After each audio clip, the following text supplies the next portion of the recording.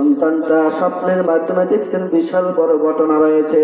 স্বপ্নের মাধ্যমে দেখিয়া ওই সন্তানকে যখন বললেন, ওই সন্তান সঙ্গে সঙ্গে যখন দান করলেন আর কোরআন তেলাওয়াত করা শুরু করে দিয়েছে, অটোমেটিকলি মায়ের কবর আলোকিত হয়ে গেছে। সুবহানাল্লাহ বলেন। এই জন্য মুসলমান ভাবছে না যারা কবরে গিয়েছে তাদের মতো এতিম আর কেউ নাই। যাদের মা চলে গেছে, যেই মা 10 মাস 10 দিন পর্যন্ত আপনাকে গর্ভে ধারণ করেছিল, কারণ বিজ্ঞানীরা বলেছেন মায়ের গর্ভে যতটুকু জায়গা আছে একটা সন্তান 7 মাস বয়স পর্যন্ত মায়ের গর্ভের জায়গাটা পূরণ করে ফেলায়, কিন্তু সন্তানটা 10 মাস পর্যন্ত বয়স হয়ে যায় আর 3টা মাস কোথায় বড় হয়ে যায়। বিজ্ঞানীরা বলে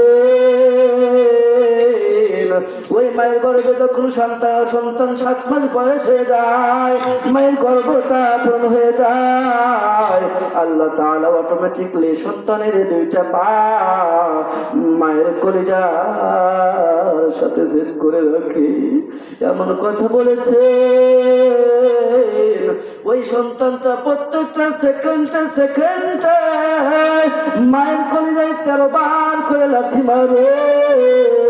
ওই সন্তানটা আস্তে আস্তে করে কলিজায় লাথি মারে, কলিজা উপর দিকে উঠতে থাকে। মা সহ্য করতে পারে না, মা চোখের পানি ফালাইয়া এদিক ওদিক যায়, কাউকে বলতে পারে না।